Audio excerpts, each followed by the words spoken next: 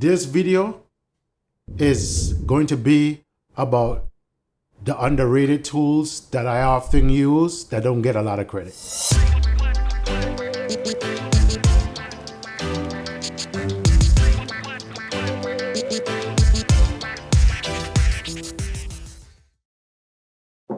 Let's start with this handsaw. Very unassuming.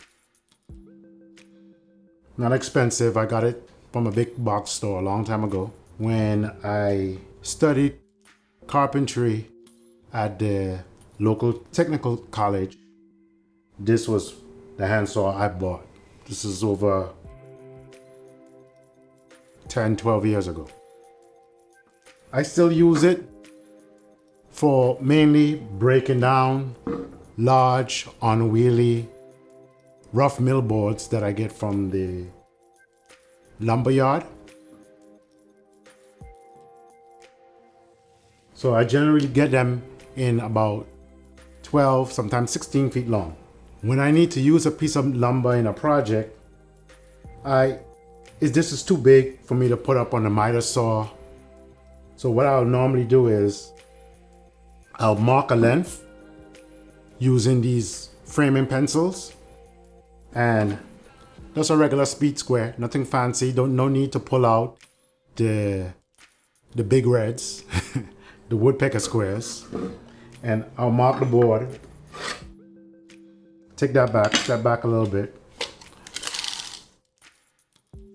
Construction measuring tape. I'll mark off rough lengths that I need. I generally cut everything oversized to begin with. So this board, let's say this board is 4 feet.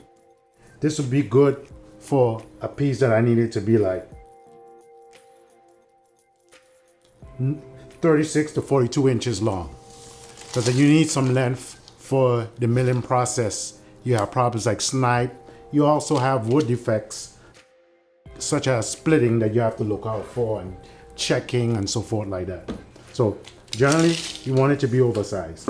So measuring tape like this is indispensable.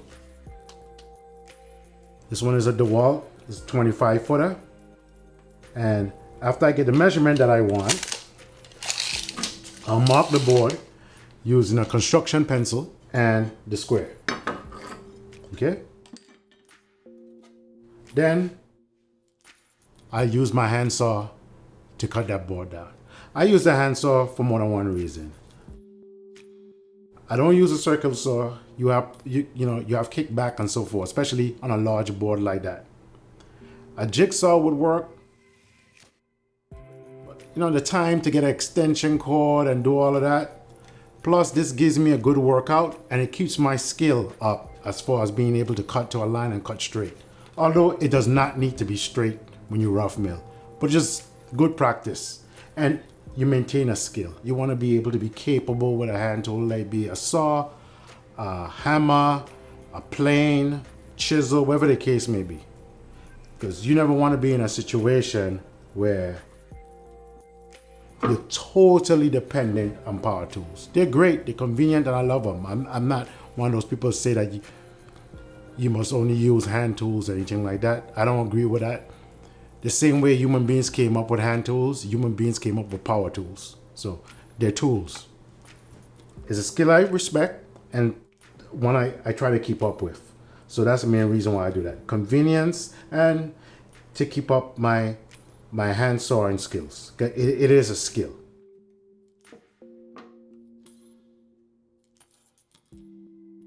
Chalk.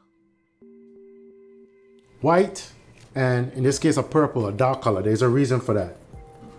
White doesn't show up very well on lighter color woods, and purple shows up real good on light color woods. So that's the rationale behind that. And white chalk, because it doesn't leave a permanent mark where you have to worry about sanding or whatever. Especially the closer you get to the finished dressed piece of lumber, you want to leave as little marks or of any kind of defects on your board. So you'll find out that chalk is very good. Now, these right here, these two aluminum pieces right here, it's called winding sticks. And what I use those for, when I'm working with a rough board, it allows me to find twists in a board.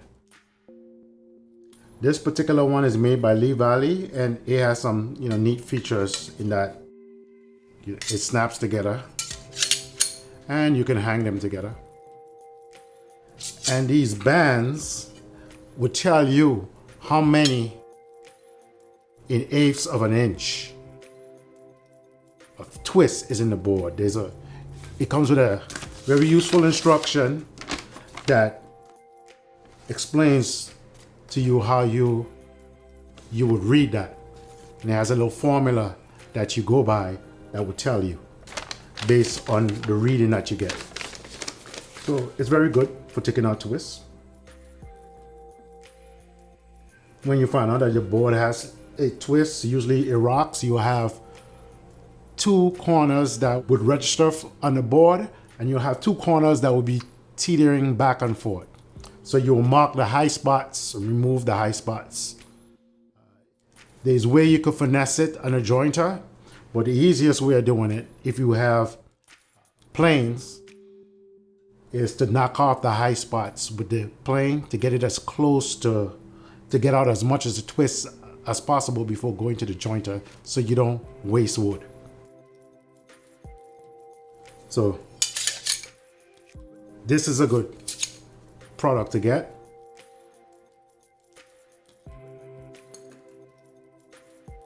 Chalk is cheap. Generally, when you have a rough piece of lumber like this, you want to look and note defects, because there will be defects.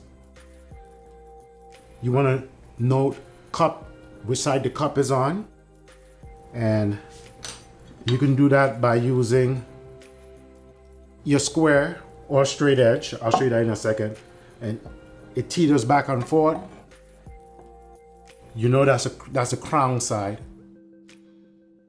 And it's good to note that. You can note that on the flat side, but I think it's actually better to note it on the end, because that's not going to be removed immediately, and then there's no confusion.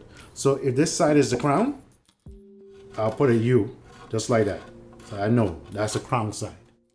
The cup side is on the bottom. You could do it on one end, you could do it on both ends. And you know, the cup side would be obvious. You'll see light in the middle.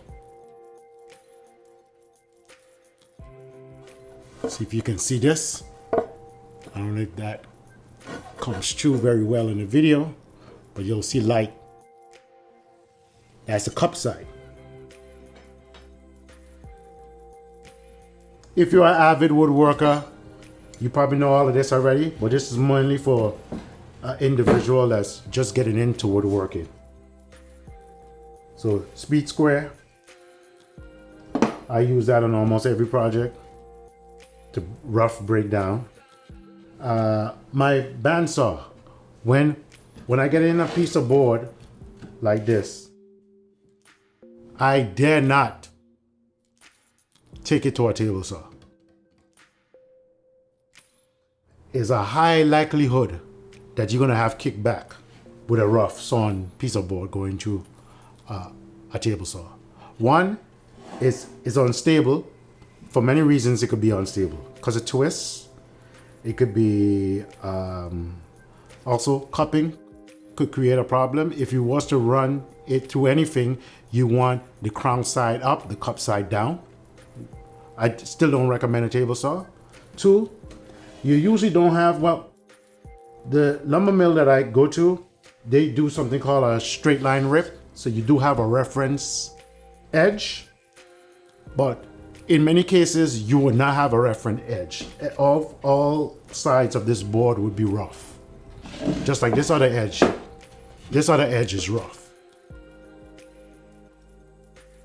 But even with the straight edge, I don't trust the table saw, because the final reason is, although these boards are quote unquote chem dry, a lot of times they still have a lot of stored tension inside of them.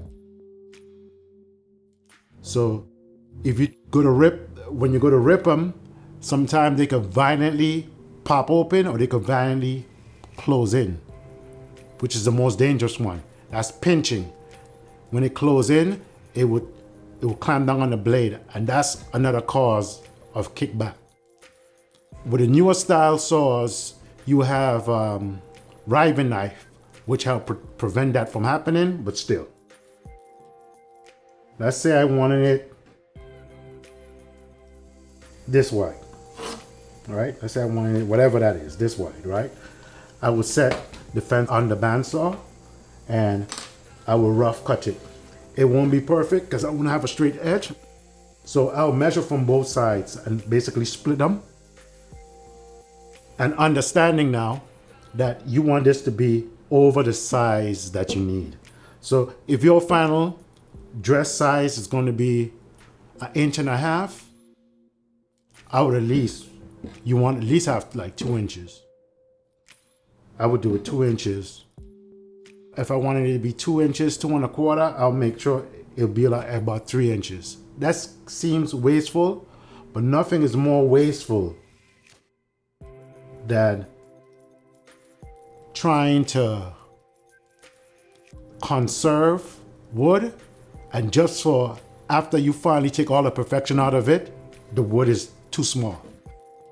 Let it be too thin in thickness or too thin in width. It's pointless. So always have more.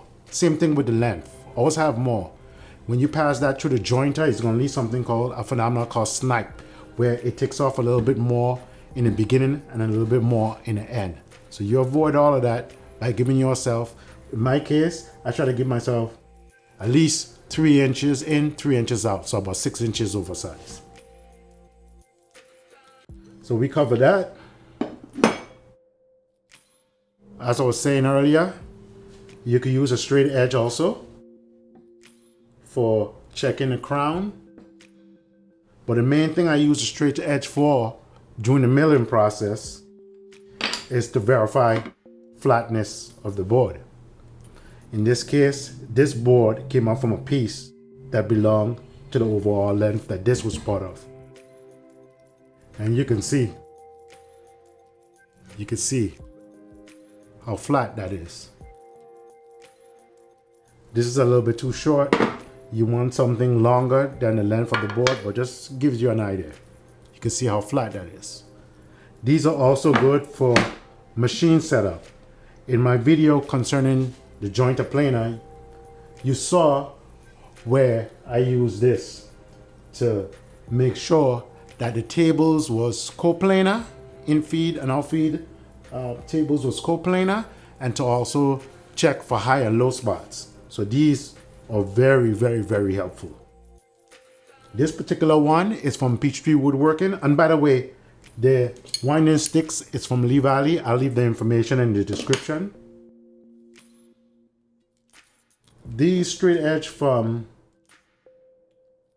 Peachtree Woodworking is also a measuring stick. This one on this side is in inches, up to 38 inches. I could use this for measurements as well.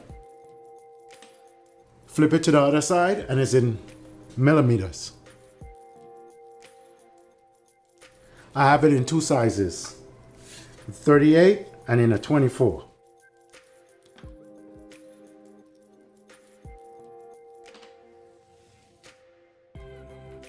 If it's not obvious to you, the reason why I use these framing pencils is for when I'm using rough boards. The smaller, ones that we use in woodworking or finished carpentry, when it goes over this, or mechanical pencils, you'll just be constantly breaking them. It's a waste of time. This has a more durable edge. You will run into problem with breakage with the chalks too, but just be careful with them. And generally, I don't keep it this long. You can break this in half.